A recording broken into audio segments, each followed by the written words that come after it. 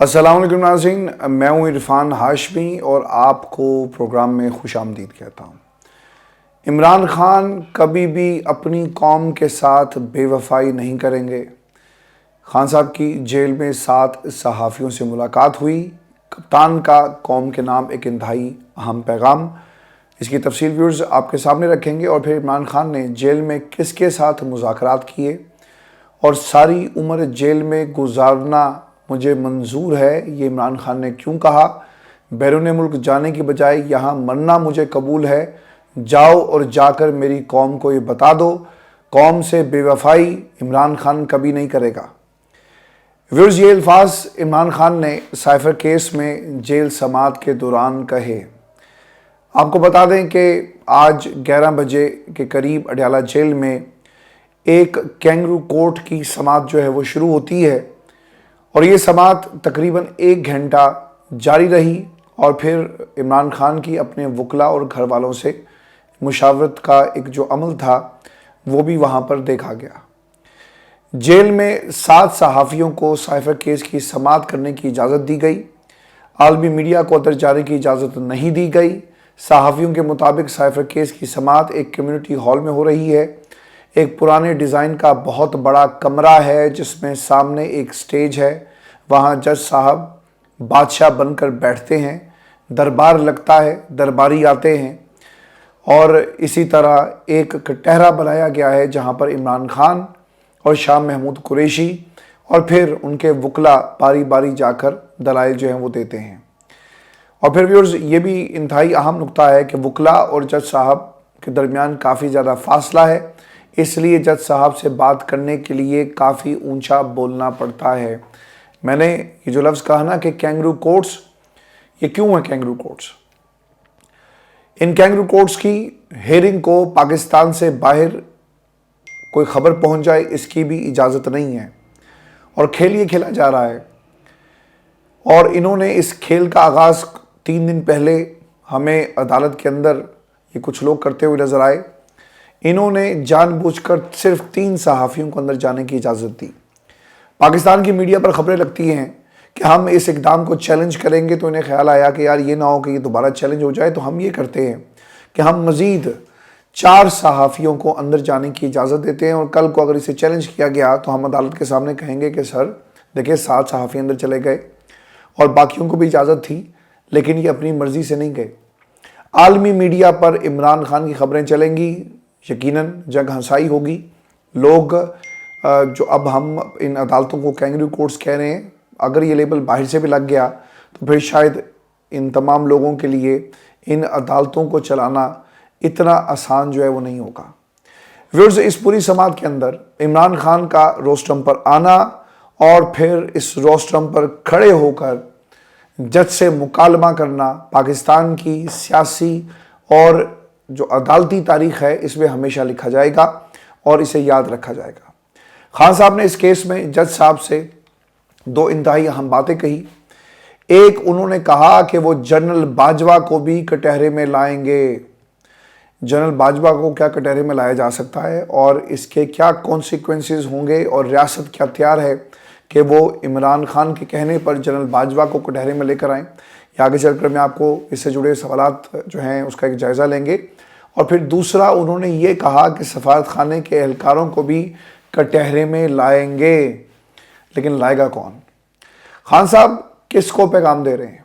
इमरान खान पाकिस्तान में ताकतवर हलकों को ये पैगाम दे रहे हैं कि अगर साइफर केस में रगड़ा लगाया गया तो वो मामला इस नहज पर ले जाएंगे जहां पर वो किसी के हाथ में नहीं रहेगा। बाजवा साहब यकीनी तौर पर इस केस में पेश नहीं होंगे, मगर इमरान खान ने यह वाज़ेह कर दिया कि वो इन साइफर केस में इस हद तक जाने को भी तैयार हैं। व्यूअर्स, जनरल बाजवा अगर पेश ना हुए तो क्या होगा? आपको बताएं कि इमरान खान को ये कहने का मौका मिलेगा कि मरकज़ी किरदार तो पेश ही नहीं हो रहा, लिहाजा मेरे खिलाफ केस नहीं बनता। साइफर हादसाती तौर पर हाथ लगा। शाह महमूद कुरैशी और इमरान खान का मौक़िफ़ कितना मजबूत है, ये मौक़िफ़ उनकी तरफ से अदालत में पेश किया गया। आपको इस हवाले से भी याद रखना है कि साइफर का असल मुखातिब जनरल बाजवा थे, इमरान खान या कुरैशी नहीं थे, जो कि उनके हाथ बाद में लगा और इमरान खान ने इस मामले की तहकीकात का भी कहा था। عمران خان کی دفاع لے سکتے ہیں کہ سائفر ان کے اور شاہ محمود قریشی کے پاس تاخیر سے آیا اور ان سے شروع میں اسے جان بوجھ کر چھپایا گیا، جیسا کہ اس وقت پاکستان کے میڈیا پر یہ خبریں بھی لگیں۔ ویورز، جنرل باجوہ کا نام بیچ میں لانے سے کیا سائفر کیس جو ہے وہ ڈاواڈول ہو جائے گا؟ تو میں آپ کو یہ بھی بتا دوں کہ یہ بالکل ہو سکتا ہے۔ آپ کو یاد ہوگا کہ خان صاحب ایک 5 اگست اور اس سے پہلے والے خان صاحب تھے، اور پھر اب 4 دسمبر کے بعد والے خان صاحب ہیں۔ اس میں کیا کوئی فرق ہے؟ اور کیا عمران خان اپنے جو ان کا بیانیہ تھا اس سے پیچھے ہٹے؟ تو میں آپ کو اس کا بھی جواب دے دوں کہ عوامی مقبولیت اور اسٹیبلشمنٹ کی طرف سے ان کو رگڑا لگانے کے تمام اقدامات فیل ہونے کے بعد عمران خان کو یہ نظر آ رہا ہے کہ وہ جیت رہے ہیں، بلکہ ان تمام لوگوں کو بھی نظر آ رہا ہے کہ عمران خان جیت رہے ہیں۔ اور پھر سے خان صاحب کی جو ہائی لائٹ تھی نا اس پوری سماعت کی، وہ تھی صحافیوں سے ملاقات۔ صحافیوں کے مطابق آج کے عمران خان اور 5 اگست والے عمران خان میں جب انہیں گرفتار کیا گیا تھا، کوئی فرق ہمیں نظر نہیں آیا، وہ بالکل کمزور نظر نہیں آئے، ان کے حوصلے بلند تھے۔ ان سے پہلا سوال یہ کیا گیا کہ ان کی جیل میں کس سے ملاقات ہوئی، اس پر انہوں نے جواب دیا تو ان سے کوئی مذاکرات کے لیے جیل میں ملا، نہ ہی وہ کوئی ڈیل کر کے پاکستان سے باہر جائیں گے۔ وہ کہتے ہیں کہ میں جیل میں مرنا پسند کروں گا لیکن باہر کسی صورت بھی نہیں جاؤں گا۔ دوسرا سوال یہ ہوا کہ کیا انہیں لمبے عرصے تک جیل میں رکھنے کی تیاری کی گئی ہے؟ اس پر انہوں نے جواب دیا کہ مجھے جتنا عرصہ جیل میں رکھنا چاہیں میں ہار نہیں مانوں گا، حقیقی آزادی کے لیے لڑتا رہوں گا۔ وہ یہ بھی کہتے ہیں کہ جیل کو عبادت سمجھتا ہوں، مجھے یہاں پر کوئی پریشانی نہیں ہے۔ فیض احمد فیض صاحب کو جب جیل میں ڈالا گیا تو ان سے کسی نے اسی طرح سوال کیا کہ آپ جیل سے ڈرتے نہیں ہیں، اتنے دن گزر گئے، اتنے مہینے گزر گئے، تو جیل کے بارے میں آپ کا کیا خیال ہے؟ آزاد فضا میں جب آپ گھوم پھر رہے ہوتے ہیں تو شاید آپ کو کی آزادی کا احساس نہیں ہوتا، لیکن جب آپ کو بند کر دیا جائے تو یہ احساس شدت سے ہوتا ہے۔ تو اس پر فیض صاحب نے یہ کہا تھا کہ going to jail is just like falling in love again. تو آج خان صاحب کی باتوں کو سن کر یہی لگا جو وکلا کے اور پھر صحافیوں کے ذریعے باہر آئی کہ خان صاحب اس جنگ کے لیے تیار ہیں، اور وہ جیل سے باہر اگر ڈیل کے ذریعے اگر وہ چاہیں یا کچھ لوگ چاہیں تو تب بھی اس آپشن کو کسی طرح بھی قبول نہیں کیا جائے گا۔ پھر ان سے 9 مئی کے حوالے سے سوال کیا گیا، اس کا انہوں نے جواب دیا کہ ڈاکٹر یاسمین راشد سمیت پارٹی کے سینئر لیڈرشپ توڑ پھوڑ کی حامی نہیں۔ ان کی ویڈیوز موجود ہیں جس میں وہ لوگوں کو جلاؤ گھیراؤ سے روک رہی ہیں۔ میری ساری سیاسی جدوجہد تشدد کے خلاف ہے اور 9 مئی ہمارے خلاف ایک سازش تھی۔ اس کے بعد بشریٰ بی بی کے نکاح کے حوالے سے آنے والی خبروں کا حوالہ بھی دیا گیا، جس پر خان صاحب یہ کہتے ہیں کہ میں قسم اٹھا کر کہتا ہوں کہ بشریٰ بی بی کو اسی دن دیکھا جس دن میرا ان سے نکاح ہوا۔ الیکشن کے حوالے سے انہوں نے کہا کہ حالات دیکھ کر لگتا ہے کہ یہ الیکشن سے بھاگ جائیں گے۔ دوسرا انہوں نے یہ کہا کہ میں آپ کو واضح کہہ رہا ہوں کہ الیکشن پاکستان تحریک انصاف ہر صورت جیتے گی۔ لندن پلان کے حوالے سے بھی ویورز ایک سوال ہوا جس پر انہوں نے یہ کہا کہ لندن پلان نواز شریف کو لانے، مجھے جیل میں ڈالنے اور پی ٹی آئی کو ختم کرنے کے حوالے سے تھا۔ اور پھر ویورز شاہ محمود قریشی صاحب سے بھی گفتگو ہوئی وہاں پر صحافیوں کی، اور شاہ محمود قریشی سے بیرسٹر گوہر کو چیئرمین بنایا گیا، اس پر سوال کیا گیا، جس پر آپ جو شاہ محمود قریشی تھے ان کا یہ جواب آیا کہ مجھے کسی عہدے کی ضرورت نہیں، پی ٹی آئی کے ساتھ کل تھا، آج بھی ہوں اور آئندہ بھی میں ہی پاکستان تحریک انصاف کے ساتھ جڑا رہوں گا۔ میں نے مروثیت کو لے کر شاہ محمود قریشی پر بہت زیادہ تنقید کی، لیکن ویورز شاہ محمود قریشی وہ عمران خان کے سپاہی ہیں جنہوں نے مروثیت پہ تو شاید ہمیں غلط ثابت نہیں کیا، لیکن انہوں نے عمران خان کا ساتھ نہ چھوڑ کر ہم سب کو غلط ثابت کر دیا ہے۔ ویورز آج کی اس بات میں عمران خان اور شاہ محمود قریشی کو چلان کی نقول دی گئی۔ اب عمران خان اور شاہ محمود قریشی پر 12 دسمبر کو فرد جرم عائد ہونے جا رہی ہے۔ اور ویورز آپ کو یہ بھی بتائیں کہ الیکشن کمیشن اور وزارت خزانہ کا میچ پڑا ہوا ہے۔ آپ کو لگ یہ رہا ہوگا کہ شاید یہ لڑائی ہو رہی ہے، لیکن میری اطلاعات کے مطابق یہ صرف ایک دکھاوا ہے، اور دکھاوا کچھ گھنٹے ہی جاری رہا اور کچھ رکاوٹیں اب دور کر لی گئیں۔ انتخابات کے راستے میں کچھ رکاوٹیں آئیں، نئی رکاوٹیں تھیں۔ بجٹ میں عام انتخابات کے لیے 42 ارب روپے مختص کیے گئے تھے۔ وزارت خزانہ نے اب تک 10 ارب روپے الیکشن کمیشن کو مہیا کیے ہیں۔ بقیہ رقم کی فراہمی بغیر کسی معقول جواز کے الیکشن کمیشن کو نہیں دی جا رہی۔ 8 فروری 2024 کے عام انتخابات کے انعقاد کے لیے الیکشن کمیشن کو فروری یعنی اس انتخاب سے پہلے 17 ارب روپے درکار ہیں۔ اگر پیسے نہیں دیے جائیں گے تو الیکشن شیڈول متاثر ہوگا۔ جو پہلے ہی 2 ہفتے تاخیر کا شکار ہے۔ پیسے نہیں دیے گئے تو انتظامی معاملات نہیں چلیں گے، پیسے نہیں ہوں گے تو بیلٹ پیپرز کی چھپائی نہیں ہوگی۔ تو یہ تمام انڈیکیٹرز ہمیں اس طرف لے کر جا رہے ہیں کہ شاید ملک کے اندر ایک بار پھر انتخابات جو ہیں وہ تاخیر کا شکار ہونے جا رہے ہیں۔ اس لیے الیکشن کمیشن نے بجٹ میں عام انتخابات کے لیے مختص رقم ریلیز نہ کرنے پر سیکرٹری خزانہ کو طلب کیا۔ چیف الیکشن کمشنر سکندر سلطان راجہ نے رقم کی فراہمی سے متعلق وزیر اعظم کو ایک تفصیلی خط بھی جو ہے وہ لکھ دیا ہے، جس پر سیکرٹری وزارت خزانہ کا امداد اللہ کا جو ہے وہ ایک جواب بھی آ گیا۔ اس سے پہلے ان کی ملاقات ہوئی تھی، وہ الیکشن کمیشن پہنچے تھے اور سیکرٹری خزانہ نے یہ کہا، یعنی ان کے مطابق فنڈز کے اجرا کے لیے مختلف سطح سے منظوری ضروری ہوتی ہے۔ اگلے 2 دن میں الیکشن کمیشن کے مطلوبہ فنڈز جو ہیں وہ جاری کر دیے جائیں گے۔ لیکن ایسی ہی ایک یقین دہانی چیف جسٹس بندیال کو عدالت میں کھڑے ہو کر اسٹیٹ بینک حکام نے کرائی تھی کہ وہ الیکشن کمیشن کو فنڈز ہر صورت جاری کر دیں گے، لیکن پونے سال میں اب تک الیکشن کمیشن کو کسی قسم کے فنڈز جاری نہیں کیے گئے۔ ویورز، ملک کے اندر اس وقت جمہوریت اگر واپس آ جائے تو میرا خیال ہے کہ یہ ایک دیوانے کا خواب ہوگا، چونکہ جمہوریت کو واپس لانے کے لیے کوئی بھی سنجیدہ نہیں ہے، نہ سیاسی جماعتیں سنجیدہ ہیں، نہ پاکستان سے پیار کرنے والے سنجیدہ ہیں، نہ ہی پاکستان میں نواز شریف کے دوست سنجیدہ ہیں۔ ایسا لگتا ہے کہ شاید الیکشن کمیشن بہانے بنا کر اس پورے کھیل کو مزید لٹکا دے اور الیکشن جو ہے وہ تاخیر کا شکار ہو جائیں۔ پھر دوسری طرف یہ معاملہ سپریم کورٹ تک کیا جائے گا؟ ویسے اب تک ہم سب کو سمجھ آ جانی چاہیے کہ جسٹس قاضی فائز عیسیٰ نے کیوں کہا تھا کہ میڈیا الیکشن کے بارے میں بالکل بھی بات نہ کرے۔ یعنی بادی نظر میں اس کا مطلب یہ لیا جائے کہ اگر الیکشن تاخیر کا شکار ہو بھی جائیں تو کوئی بھی میڈیا ہاؤس اس پر تنقید نہیں کر سکتا، بلکہ آپ نے خاموشی سے یہ باتیں جو ہے اپنی بیوی کے ساتھ کرنی ہے۔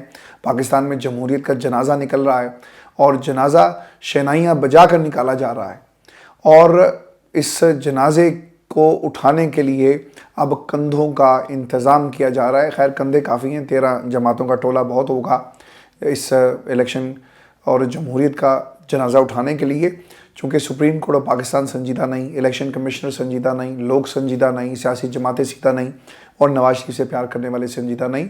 اس لیے حالات جو ہیں وہ ایک خرابی کی طرف جو ہیں وہ ہمیں جاتے ہوئے نظر آ رہے ہیں۔ ویورز، آپ کو یہ بھی بتا دیں کہ سپریم کورٹ میں لڑائی اور جج جو ہیں وہ دستے گریباں ہو چکے ہیں۔ اب یہ واقعی ایسا نہیں ہوا، استعارتاً میٹافوریکلی سپیکنگ میں آپ سے یہ بات کر رہا ہوں۔ اس کا مطلب یہ نہیں ہے کہ کسی نے کسی کا گریبان پکڑ لیا، لیکن جس طرح سے خط لکھے جا رہے ہیں، جواب آ رہے ہیں، اس کا مطلب یہی ہے کہ آپ اپنے خطوط کے ذریعے ایک دوسرے کے گریبان تک پہنچ چکے ہیں۔ سپریم کورٹ کے جسٹس مظاہر علی اکبر نقوی نے سپریم کورٹ میں رجسٹرار آفس کو ایک درخواست دی ہے، جس میں لکھا گیا ہے کہ میں نے 2 آئینی درخواستیں سپریم کورٹ میں دائر کر رکھی ہیں، میری درخواستوں پر تاحال نمبر نہیں لگایا گیا۔ یہ آئینی درخواستیں 3 رکنی کمیٹی کے سامنے رکھی جائیں اور میری دونوں آئینی درخواستوں کو سماعت کے لیے مقرر کیا جائے۔ جسٹس مظاہر نے یہ بھی لکھا کہ اسسٹنٹ رجسٹرار نے پوچھا میں اپنی درخواست کی پیروی چاہتا ہوں یا نہیں۔ رجسٹرار کو اختیار نہیں کہ آئینی درخواست کے قابل سماعت ہونے کا فیصلہ کرے۔ قانون کے مطابق ججز کی 3 رکنی کمیٹی ہی درخواست کا جائزہ جو ہے وہ لے سکتی ہے۔ جسٹس نقوی یہ بھی کہتے ہیں کہ میرے خلاف جاری شوکوز نوٹسز واپس لیے جائیں۔ جسٹس نقوی نے 2 درخواستیں سپریم کورٹ میں دائر کر رکھی ہیں۔ پہلی درخواست میں کہا گیا کہ ان پر لگائے گئے جو اصل الزامات کی وضاحت کرنے میں وہ ناکام رہے کہ وہ کیسے بد انتظامی کے زمرے میں آتے ہیں۔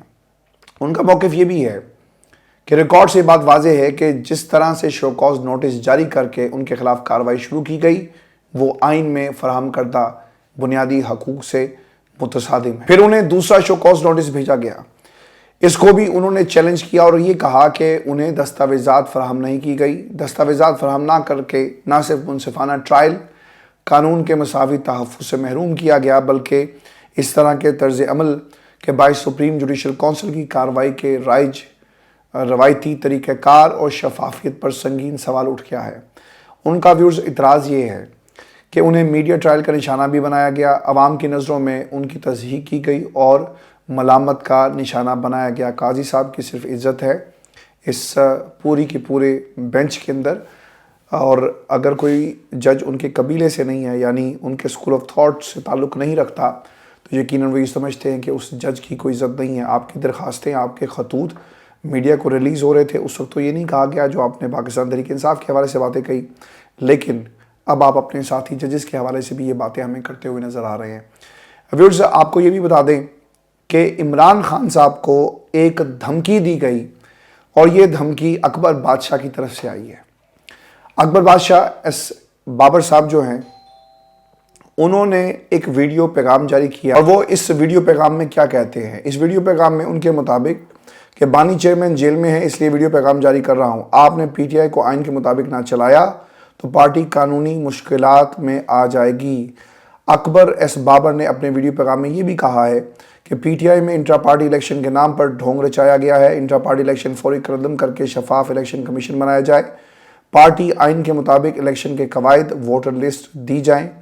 اچھا، اب یہ سوال اس میں بہت ہی اہمیت کا حامل ہے کہ اکبر بادشاہ کو ڈکٹیٹ کون کر رہا ہے؟ کوئی نہ کوئی تو ہوگا جو ان کی ڈوریاں ہلا رہا ہے، اور یہ اگر اتنے ہی جمہوری پسند تھے تو بہت پہلے اس معاملے کو اٹھا کر عدالت لے کر جاتے اور کہتے کہ میری ممبرشپ کو انہوں نے کینسل کیا، مجھے بتایا جائے کہ کیوں کیا اور اس کی بنیادی وجہ کیا ہے۔ پھر viewers, Akbar P T I intra party election کے سر پر اکبر نے کیا تلوار لٹکا دی ہے؟ دیکھیں، یہ کل بھی میں بڑی تفصیل کے ساتھ آپ کو بتا چکا ہوں کہ ہوگا کچھ بھی نہیں، صرف شور شرابہ پاکستان تحریک انصاف سے عمران خان کو مائنس کرنا تھا۔ لوگ کامیاب ہو گئے، اور اگر بیرسٹر جو گوہر ہیں انہیں کسی نے ہائی جیک کر لیا، یعنی ان کے ذہن کو ہائی جیک کر لیا، تو ان کے مقاصد تو پورے ہو جائیں گے نا۔ اور اصل لڑائی بھی یہی تھی، اور حامد خان صاحب اور کچھ لوگ یہ بھی کہہ رہے ہیں کہ اب یہ وہ والی پارٹی نہیں ہے بلکہ اب اس پارٹی میں تبدیلیاں آ رہی ہیں۔ میں نے آپ کو بہت پہلے یہ بات کہی تھی کہ وکلا کو ایک پلیٹ فارم چاہیے تھا اور پلیٹ فارم موجود نہیں تھا۔ اب اس جماعت کی شکل میں ایک پلیٹ فارم مل گیا، قیادت کو انجیکٹ کیا جا رہا ہے، اور عین ممکن ہے کہ آنے والے 5-10 سالوں کے اندر یہ مکمل طور پر پاکستان تحریک انصاف ایک سیاسی جماعت تو ہوگی، لیکن اس میں وکلا کی ایک بڑی تعداد جو ہے وہ شامل ہو جائے۔ اور ویورز، یہ سوال کہ اکبر اور الیکشن کمیشن کا گٹھ جوڑ اگلے 2 سے 3 دن میں الیکشن چیلنج ہونے کی صورت میں واضح ہو جائے گا۔ دیکھیں، یہ بھی ایک انتہائی اہم سوال ہے، چونکہ اگر تو یہ چیلنج ہوا تو آپ کو پتہ چل جائے گا کہ الیکشن کمیشن جو ہے وہ کس قسم کا کھیل کھیل رہی ہے، اور پھر الیکشن کمشنر جو ہے وہ اس معاملے پر کیا چاہتا ہے اکبر ایس بابر صاحب سے، اور پھر وہ یہ معاملات کیسے آگے لے کر بڑھتے ہیں۔ اور پھر آپ کو یہ بھی بتا دیں کہ شہباز شریف صاحب نے ایک قوم سے مدد کی اپیل کی ہے، یعنی بھیک مانگی ہے، اپیل کیا کہنا۔ شہباز اینڈ کمپنی کے اوپر تو بات ہو گئی ہے، لیکن عوام سے بات ابھی ہونا باقی ہے۔ عوام سے بالکل بات نہ ہو تو پھر مشکلات کا سامنا آپ کو کرنا پڑے گا۔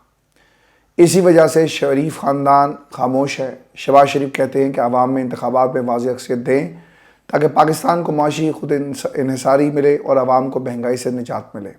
سادہ الفاظ میں عوام سے ووٹ کے لیے شہباز شریف صاحب جو ہے منت سماجت کر رہے ہیں اور ترلوں پر آگے ہیں، کیونکہ ریزلٹ سرویز کی کچھ اور کہانی آپ کو سناتے ہوئے نظر آئیں گے۔ شہباز شریف کو چارٹر آف ڈیموکریسی یاد آنے لگا ہے۔ شہباز شریف یہ کہتے ہیں کہ متفقہ قومی معاشی منشور ہی پاکستان کو مسائل کی دلدل سے نکال سکتا ہے، یعنی ان کے مطابق اگر سارے مل کر بیٹھیں تو معاشی معاملہ ٹھیک ہوں گے۔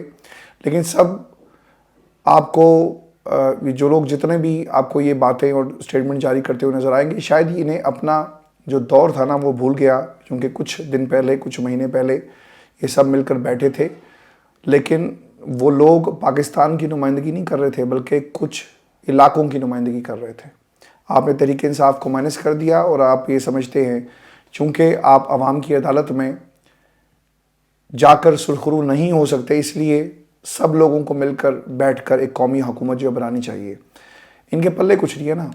اگر پلے سب کچھ ہوتا تو وہ الیکشن کی تاریخ کا اعلان جس طرح ہوا لوگوں کے درمیان جاتے، لیکن لوگوں کے درمیان جانے سے بہتر انہوں نے یہ سمجھا کہ ہم کہیں اور جائیں اور اپنی جو ہے وہ بات اور دکان کو کھولیں اور دکانداری جو ہے وہ چمکے، تو اسی طرح ہم پاکستان کی سیاست میں اپنا وہ مقام حاصل کر سکتے ہیں جو ہمارے دل کی خواہش ہے۔